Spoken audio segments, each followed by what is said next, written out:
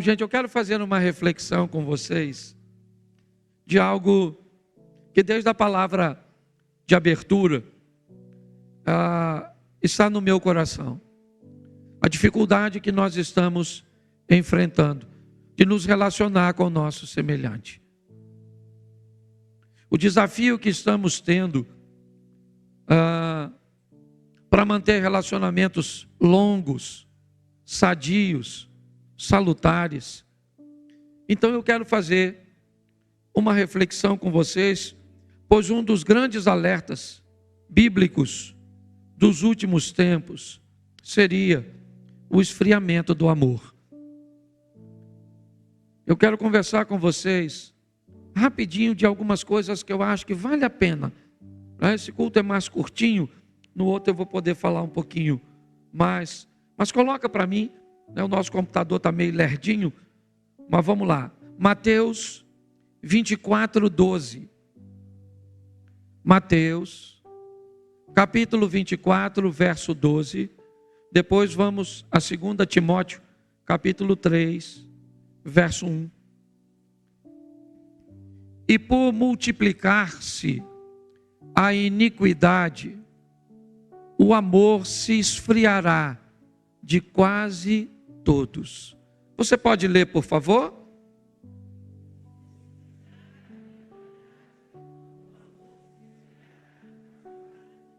Feche seus olhos. Senhor nosso Deus e Pai, em nome de Jesus, eis aqui a Tua palavra. Continua falando conosco. Usa-me como um canal de bênção.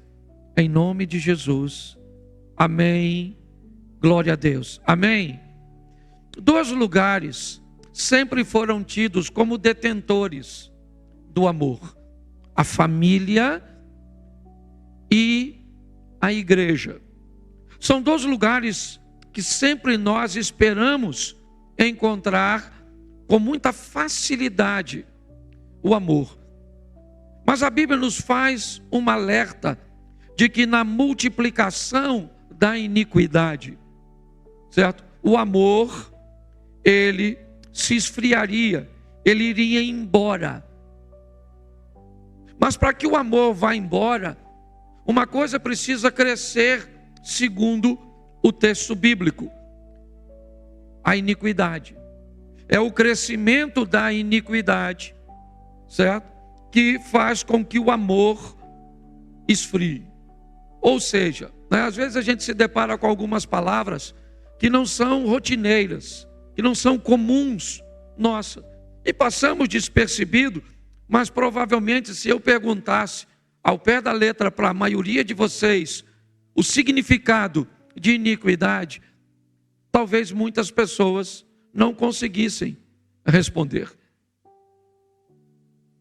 Mas a Bíblia diz que é a multiplicação da iniquidade que compromete o amor das pessoas.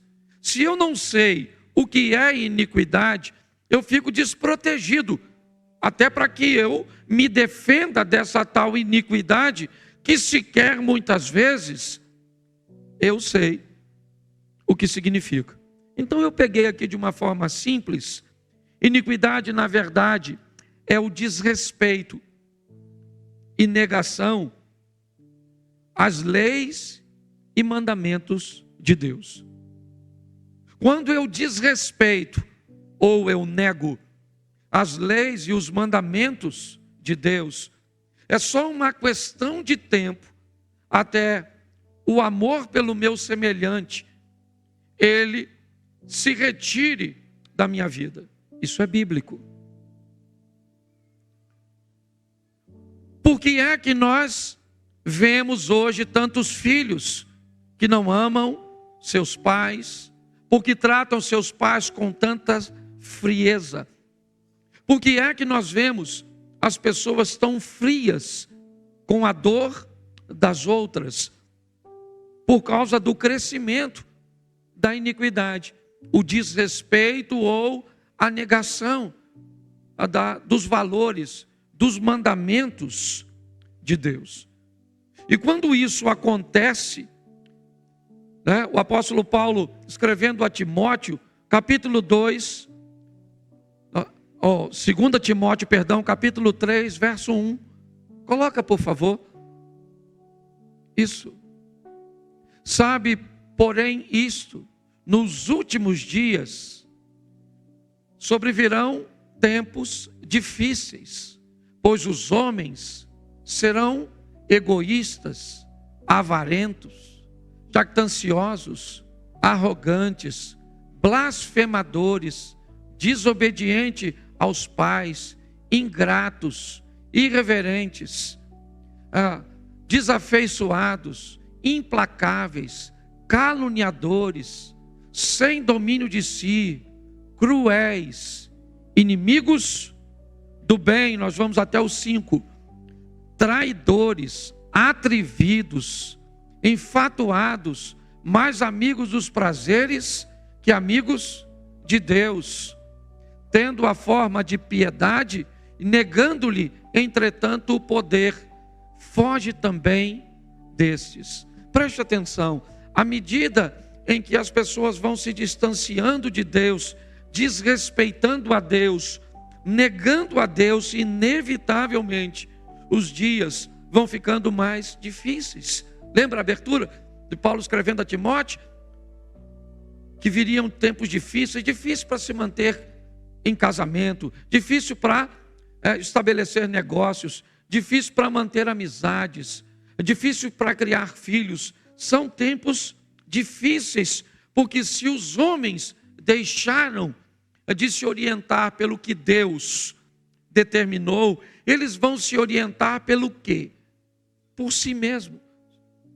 Então a Bíblia diz que nós vamos nos deparar com pessoas amantes de si mesmas, onde os valores e os princípios de Deus já não são relevantes para elas. Não interessa quem essa pessoa seja, não interessa se ela é mais velha. Para que respeitar os mais velhos?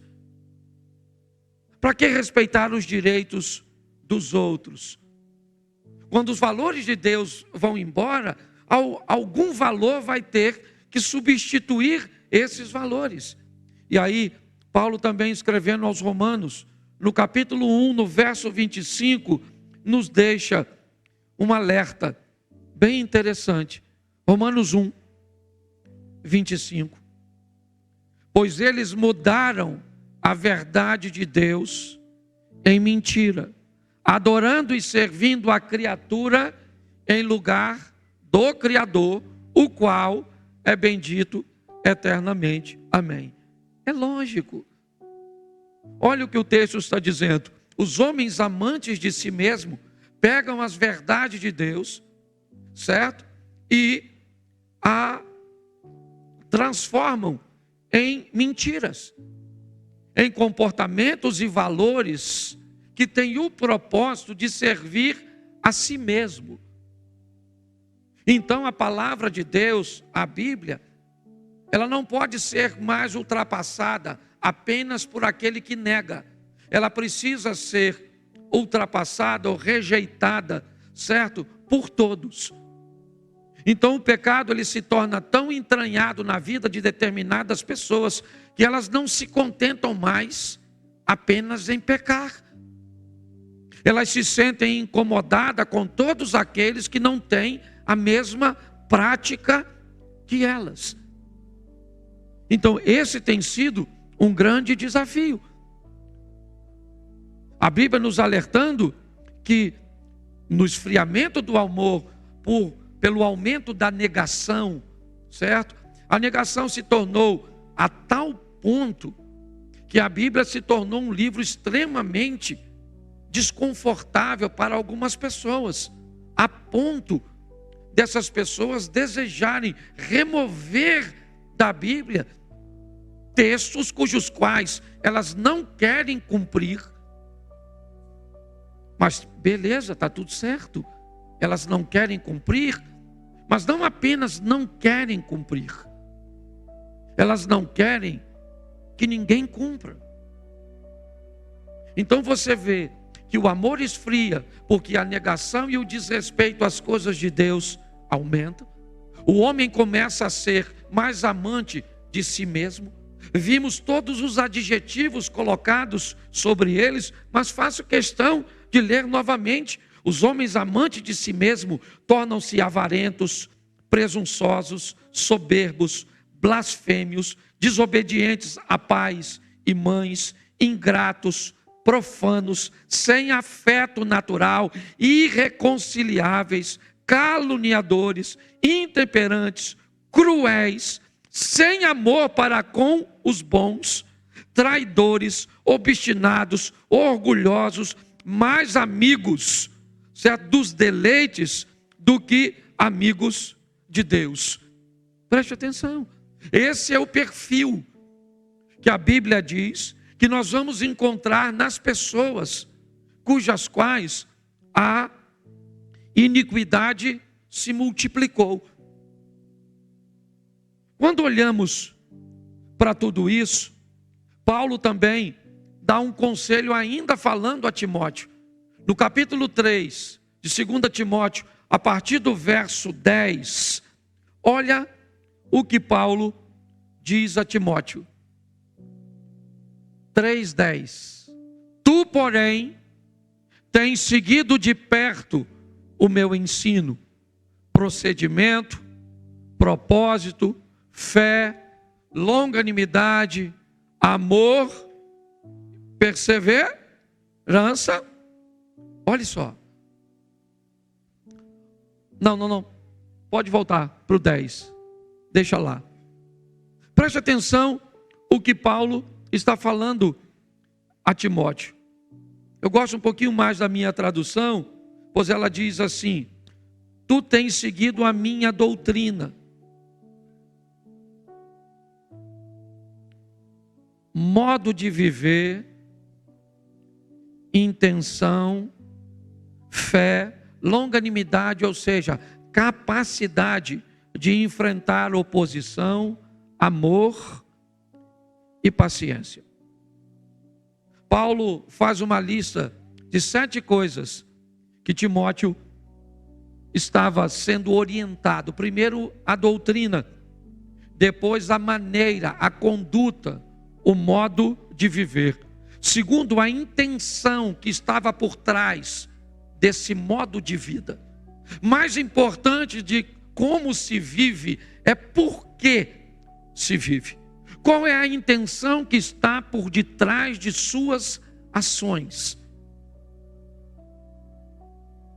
É isso que ele está dizendo. A fé, a capacidade de resistir ou de enfrentar as oposições, algo que principalmente a nossa adolescência, juventude tem muita dificuldade. É muito difícil para eles ir para o ambiente estudantil e chegar lá, lidar com uma oposição tão forte, tão ferrenha, certo?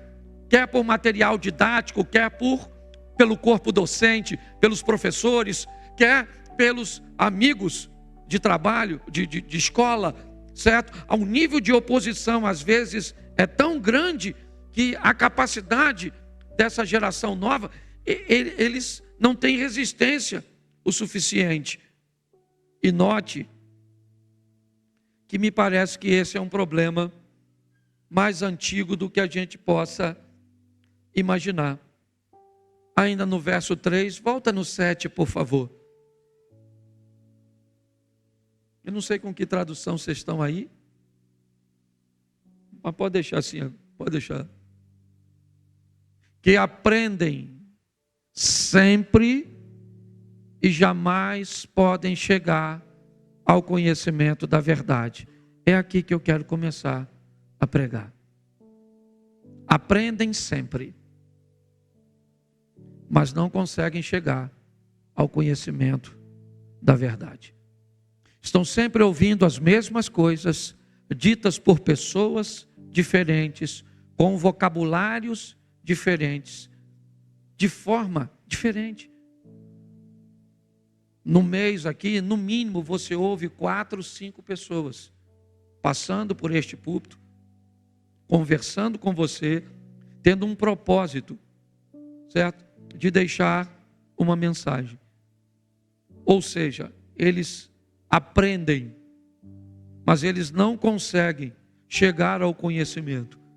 a transformar esse aprendizado num comportamento, num modo de vida, numa intenção correta, numa fé bem fundamentada, numa resistência à oposição firme, no amor ao próximo e num poder ou num nível alto de paciência. Então me veio à mente a parábola do semeador. Uma parábola ensinada por Jesus para dizer para um orador quantos tipos de pessoas provavelmente estarão diante dele e quais serão o resultado delas.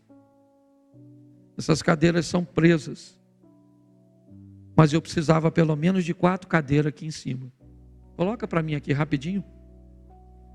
Tira ela aí, por favor. É só uma presilha.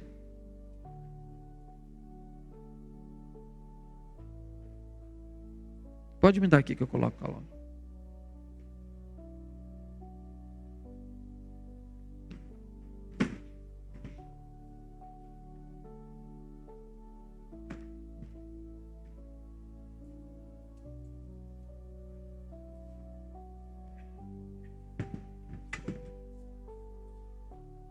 Eu não vou colocar ninguém sentado, não. Mas eu quero que você imagine que as pessoas que vão ouvir você falar, segundo Jesus, ela pertence a 4 grupos. Isso dá 25% para cada uma delas. E nós vamos dar uma olhada rapidinho na parábola do semeador. E talvez você entenda porque muitas pessoas se comportam como se comportam na sua casa, na sua vizinhança e até mesmo dentro da igreja que você frequenta, seja aqui ou seja em outro lugar. Coloque alguém que você consegue enxergar com um comportamento cujo qual eu vou traçar sentado nessas cadeiras. Marcos, capítulo 4, verso de número 3. A parábola do semeador é narrada em 2 evangelhos, tá certo? Mas nós vamos dar uma olhadinha primeiro no evangelho de Marcos, capítulo 4, verso 3. Ouvi, eis que saiu o semeador a semear. E ao semear, uma parte caiu à beira do caminho, e vieram as aves e a comeram. Outra caiu em solo rochoso, onde a terra era pouca, e logo nasceu, visto não ser profunda a terra. Saindo, porém, o sol a queimou, e porque não tinha raiz, secou-se. A outra parte caiu entre os espinhos, e os espinhos cresceram, e a sufocaram, e não deu fruto. Outra, enfim, caiu em terra e deu fruto, caiu em boa terra e deu fruto, e vingou e cresceu, produzindo a 30, a 60 e a 100 por 1. Preste atenção. Segundo a explicação que nós vamos ver um pouquinho mais à frente, a semente desse semeador é a palavra de Deus. A terra dessa passagem é o coração, a mente do ser humano, do indivíduo que vai receber. Nós temos aqui, a primeira cadeira que vai representar o solo à beira do caminho. Ele é compactado, certo?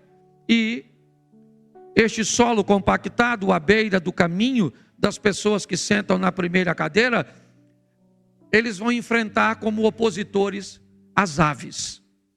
Elas serão os inimigos desse primeiro grupo. A segunda, ela vai cair num solo que tem pedras. E então nós vamos ter aqui a representação das pedras. E neste solo a oposição é o sol. A terceira cadeira vai representar as pessoas que vão receber a semente em meio aos espinhos.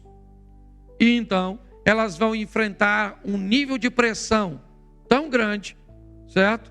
que elas vão ficar improdutivas. E na quarta cadeira, nós vamos ter a terra boa. E com ela nós vamos lidar com a produtividade. Tá certo? Agora, Jesus vai fazer o seguinte, a partir do verso 14, Marcos, ainda no capítulo 3, no verso 14. Vai para lá, por favor. O semeador semeia a palavra. Onde? Nos 3 solos. Vamos lá. São estes o da beira do caminho, onde a palavra é semeada. E enquanto a ouvem, logo vem Satanás e tira a palavra semeada neles. Preste atenção.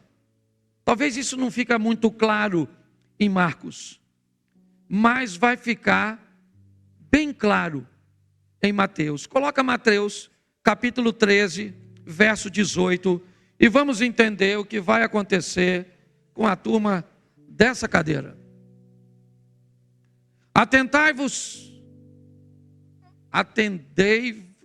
Atendei vós, pois, a parábola do semeador. Perdão. Vamos lá. A todos que ouvem a palavra do reino e não a compreendem. Preste atenção que tem um grupo de pessoas que vão estar ouvindo a palavra de Deus. A semente.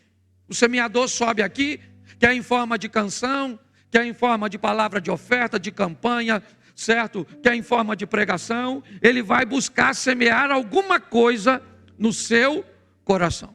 E um grupo de pessoas que vão te ouvir aqui na igreja, no seu trabalho, na condução, na escola, elas vão ser representadas por uma parte. E que parte é essa? Na narrativa de Mateus, as pessoas que não vão conseguirem entender.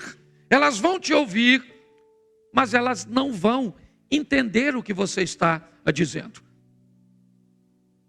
Preste atenção.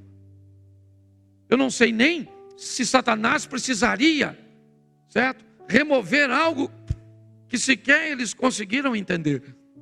Mas é muito importante, quando nós estivermos falando, nós buscarmos ser o mais claro possível, principalmente para atingirmos este grupo.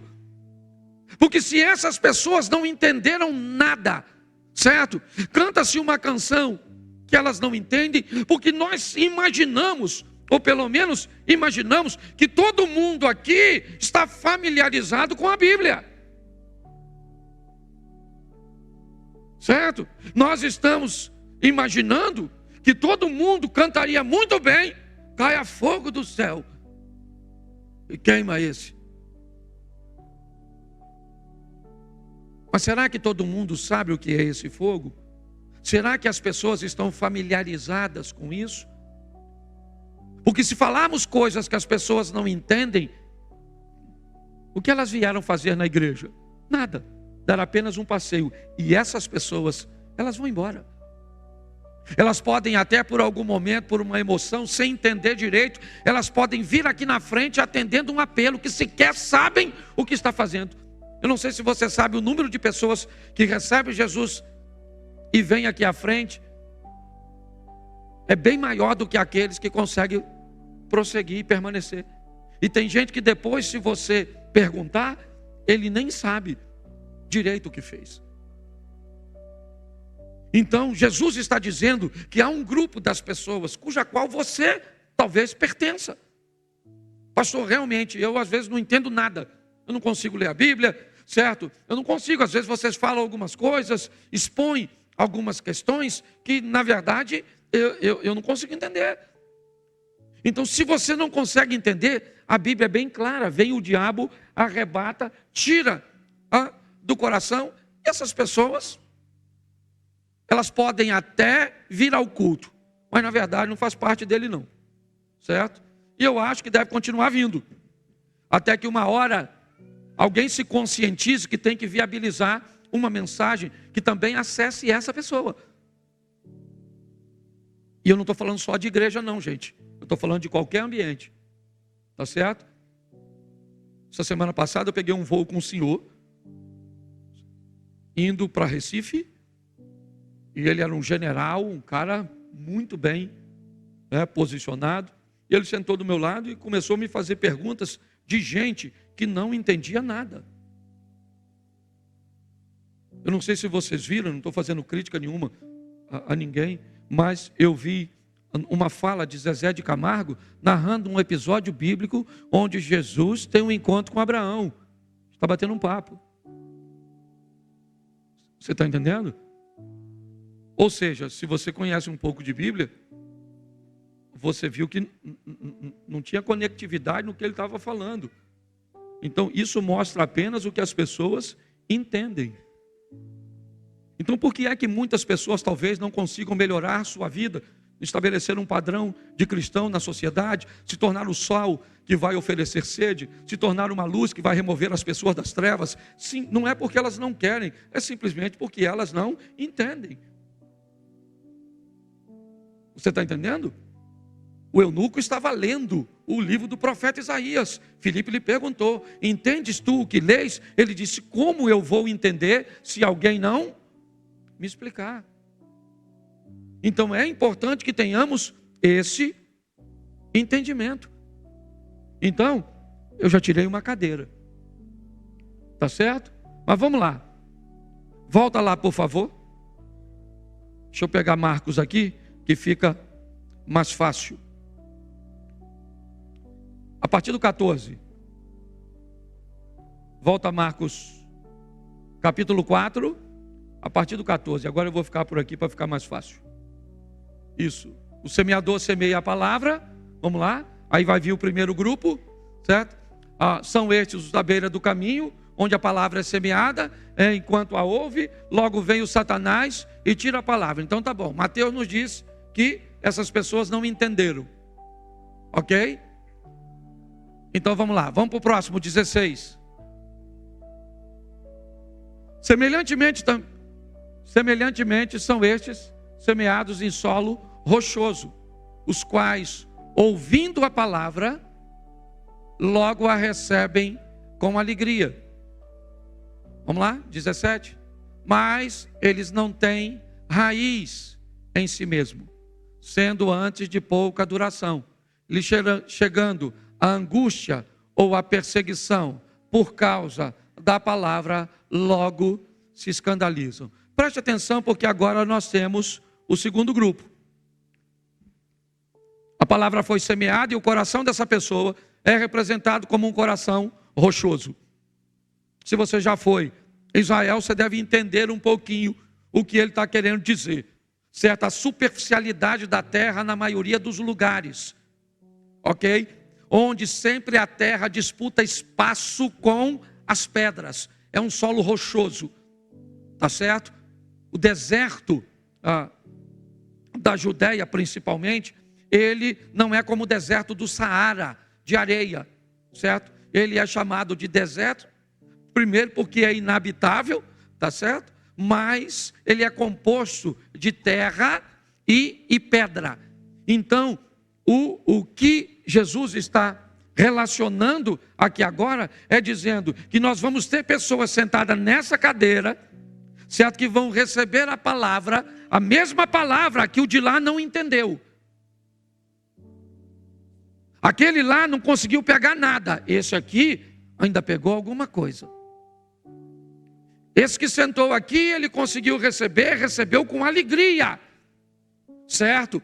Mas ele vai ter problema com a resistência, com a longanimidade. Ele vai ser alguém que, quando enfrentar a oposição pela própria palavra, quando ele tiver que viver lá fora, debaixo daquela palavra que ele recebeu aqui dentro, e ele tiver que lidar com as oposições, com a perseguição, por causa da palavra, ele também não aguenta. Ele se escandaliza. A palavra escândalo ali, certo? Que é apenas fazer. É uma expressão que na maioria das vezes é utilizada por um caçador. Quando um caçador vai caçar, a primeira coisa que ele faz na mata é encontrar a trilha do animal cujo qual ele quer prender. Então o que ele faz? Ele coloca alimento na trilha para que o animal continue passando por ali. e logo depois ele arma naquela trilha, naquele percurso, a sua armadilha. Se ele tiver êxito, ele matou o animal. Se o animal conseguir fugir, o animal se escandalizou. Ele saiu do caminho, ele foi embora, ele saiu da rota. Ele estava andando do caminho, mas ele escandalizou. Certo? A palavra escândalo é sai do caminho natural, o que deveria estar andando. E é isso que a palavra está nos ensinando. Nós vamos ter um grupo de pessoas que vêm para a igreja e que amam receber a palavra. Amam cantar a palavra, né, em louvor, entra no coração deles, eles recebem com alegria, gostam dos pregadores, eles gostam de tudo. Eles só têm um problema: eles têm dificuldade de resistir a essa pressão. Quando eles recebem a pressão, a angústia e a perseguição por causa da palavra, eles não conseguem, e aí eles não conseguem, eles não conseguem seguir um padrão moral. Eles têm dificuldade, eles são gente boa, sim, mas eles enfrentam uma pressão tão grande que eles não conseguem se manter. É isso que a Bíblia está falando dos nossos ouvintes, tá certo? Talvez aqueles dois aqui frequentem a igreja com uma certa regularidade, com uma certa satisfação. Alguns não sabem nem o que veio fazer depois de um culto. Se você perguntar o que pregou, ele não está nem aí, ele está mexendo no celular, ele está nem aí, já que ele não entende, ele se distrai, tá certo? Ele vai se distrair, ele não consegue entender. O segundo não, o segundo recebeu, ele gostou, mas ele tem dificuldade com as pressões, tá certo? Vamos para o terceiro? Então coloca aí, versículo 18. Os outros, os semeados entre os espinhos, são os que ouvem a palavra. Vamos lá.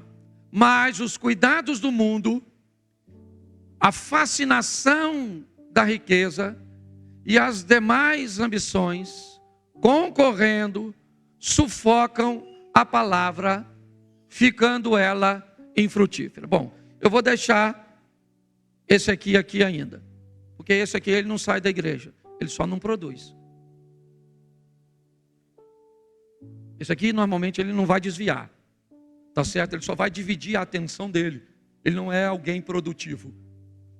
Ele é alguém que vem à igreja, certo? Ele gosta, ele recebe, ele entende, está tudo certinho. Ele só tem problema, certo? Por quê? Porque o nível de entrega, certo? Lembra quando o Eduardo veio aqui falando de oferta? É o nível de entrega, ok? É o seu nível de entrega. O quanto você pertence a Deus, não é o quanto você sabe dele. Nicodemos sabia muito mais sobre Deus do que Pedro. Pode ter certeza disso. Certo? Muito mais. Mas o nível de entrega de Pedro para Deus era muito maior do que o de Nicodemos. Então, se você puder ter as duas coisas, é muito legal. Agora, se você tiver que optar em uma das duas, eu vou, apesar de que uma não. Como é que você vai se entregar a alguém que você não sabe nada a respeito dele? É difícil. Mas o nível de entrega é que me encanta. Quem lembra aqui, mora nessa região há muito tempo, irmão Onofre? Alguém lembra dele? Isso, morava lá no Santo Antônio, certo? Ele, para ler a Bíblia, pedia a um de nós que íamos lá para ler. Eu não sei se vocês lembram disso. Ele era analfabeto, ele não sabia ler, certo? E se soubesse era muito pouco. Não vou dizer que era analfabeto de tudo, que eu também não tinha tanta intimidade. Mas eu já fazia fila para aquele homem orar.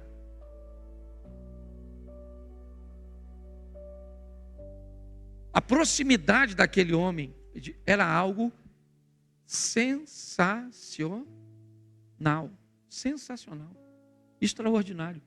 Ele sabia muito pouco, mas o nível de entrega era muito alto. Nos espinhos, o que acontece?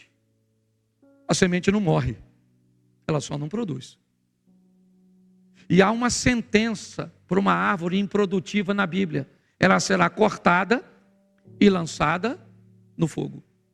É isso. É muito importante nós entendermos isso. Porque parece que, não, mas eu estou aqui. Então tá certo, você é o cara da cadeira de cá. Tá bom. E eu entendo todas as suas necessidades, todas as suas ambições, todas as suas preocupações, todas as contas que você tem para pagar. Eu entendo tudo isso,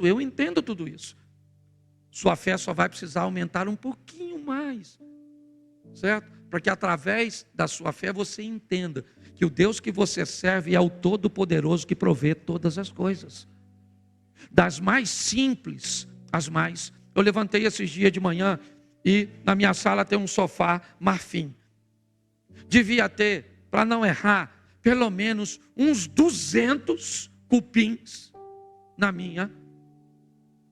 no meu sofá. Estava pretinho de cupim. Eu apavorado de que aquilo passasse para outra coisa, para outro lugar. O que é que eu fiz? Peguei o sofá, puxei para fora e já deixei lá fora. Já estava caindo aquele pozinho. E eu pensei, eu preciso de uma dedetizadora. Conhece alguma aqui em Xerém? Que pudesse me indicar? Se você é de Xerém, pois é, eu também não conheço não. Dedetizadora. E eu falei, sabe aquela coisa que você fala, você que é meio religioso? Jesus! Onde eu vou arrumar uma dedetizadora? E peguei meu carro e fui lá tomar um café, brother.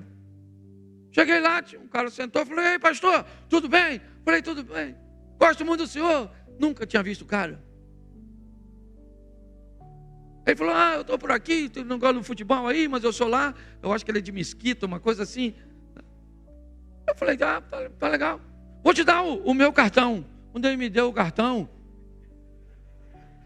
era da dedetizadora. Eu não sei se você lembra disso, Reinaldo. Certo?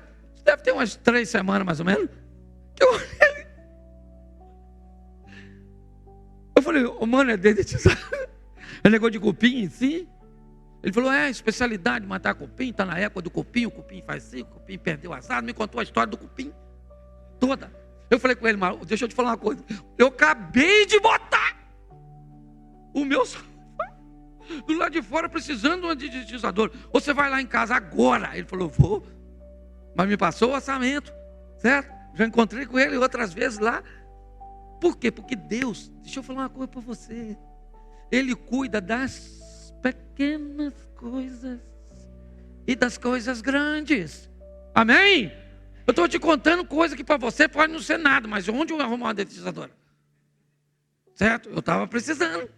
E ele me escutou, foi tomar café comigo e me apresentou o cara da... Mas vamos aqui, porque senão eu não termino. Agora, olha só, certo? Esse aqui fica na igreja. Só que ele não produz nada. Você conhece alguém assim? Não, né? Não, né? Conhece aquele que vem assim, lá uma vez ou outra, até gosta, mas uma vida bagunçada.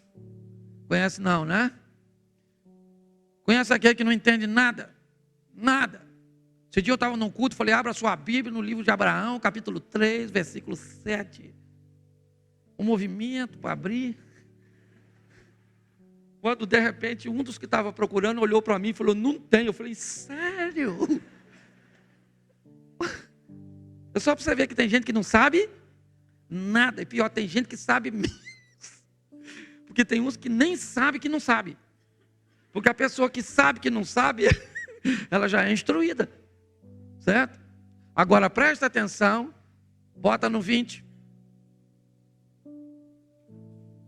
Os que foram semeados em terra são aqueles que ouvem a palavra e a frutificando a 30 e a 100 por 1, de acordo com a capacidade, certo? Sim ou não?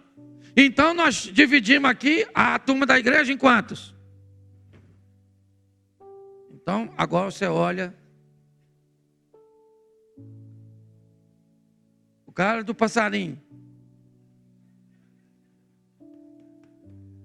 Passarinho, piu, piu. Aqui, ó, para ninguém dizer que não entende. Passarinho, passarinho, certo? Aqui. Tem gente que morre quando eu faço isso, mas eu morro, pelo menos morre com Jesus. Esse aqui é o da pedrinha. Entendeu? Esse aqui é o do... Isso. E esse aqui é o da terra. Ou seja, de cada 4 pessoas que entram na igreja,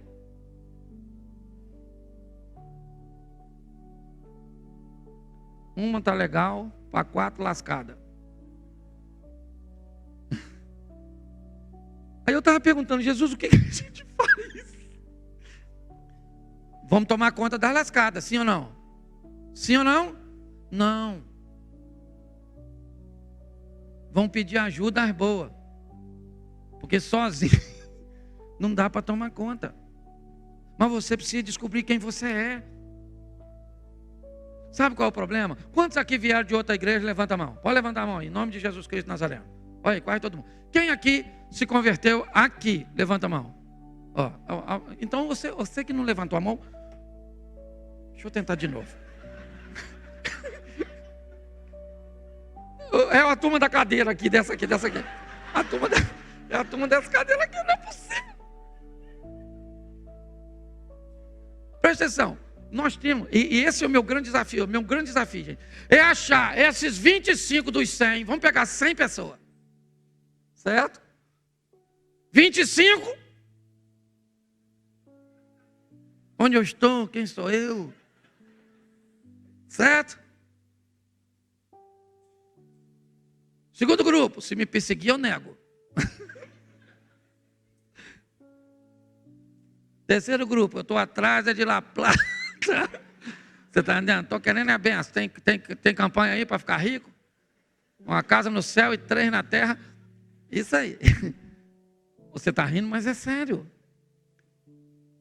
Então, pelo menos a gente precisa saber quem nós somos. Sabe, não estou aqui fazendo nenhuma crítica, não. Estou tentando fazer você olhar para você. Certo? Não é olhar para os outros, não. É você olhar para você. E descobrir quem você é. Por quê? Porque Jesus está voltando. A maneira cuja qual... gente, eu não sei se você já ouviu isso. Eu vou falar, eu sei que estão gravando isso. E estão transmitindo. Então vai ficar registrado. Porque tem gente que pode provar. Jesus anda aparecendo no Egito. Para muçulmanos. Aparecendo. Aparecendo, não é conversa fiada, não.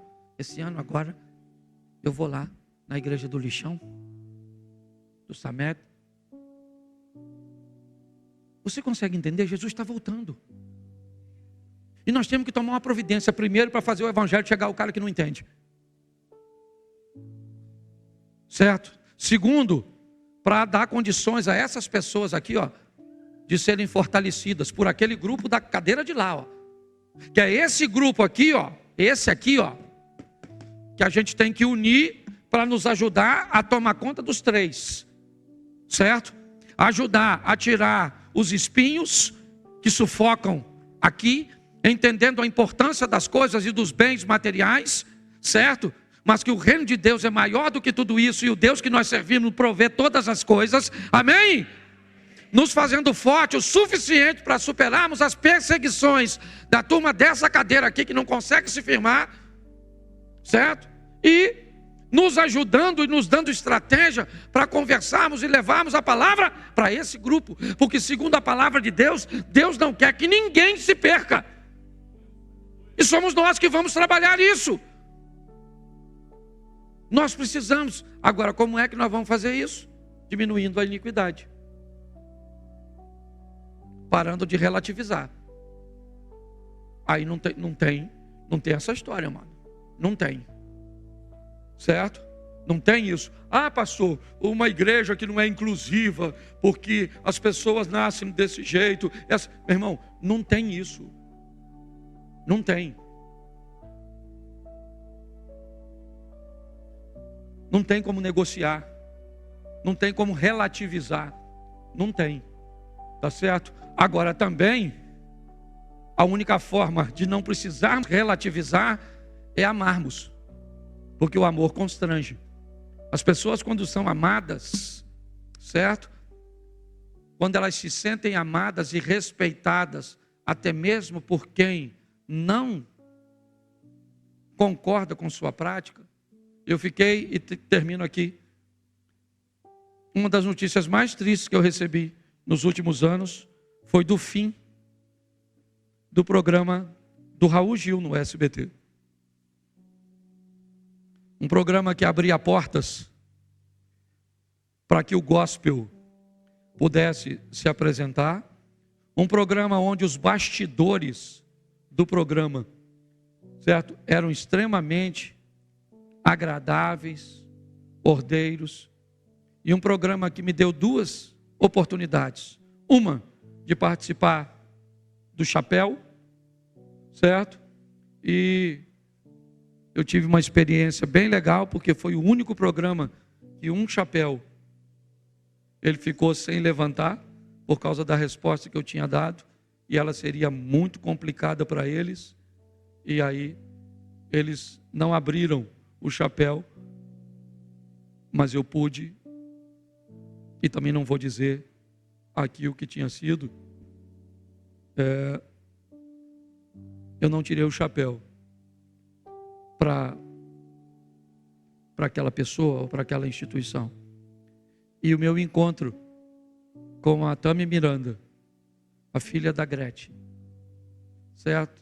Que foi um encontro pautado na oração da igreja, que quem lembra sabe, eu pedi muita oração para estar lá, e que me mostrou que o amor é capaz de fazer, com respeito. Então o mundo precisa ser alcançado. Que mundo, pastor? O seu. O seu precisa ser alcançado por você. O meu por mim. Eu não vou alcançar seu mundo. Eu não vou conseguir falar de Jesus para seu vizinho.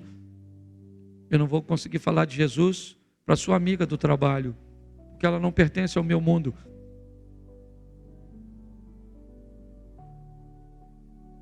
Eu quero que você fique de pé.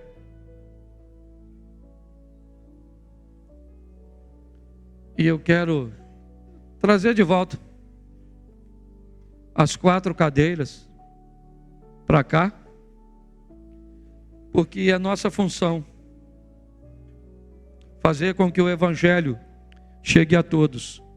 Sejam eles capazes de entender, sejam eles fragilizados pela pressão da perseguição, sufocados pelos interesses das coisas materiais. Mas se você sentou hoje nessa cadeira, se prepare para nos ajudar. Porque sozinho nós não temos como cuidar dos outros. Não se preocupe com a produtividade. Um a 30, outro a 60, outro a 100. Se você quer se tornar mais produtivo, lembra, a produtividade e a entrega na parábola dos talentos é por capacitação.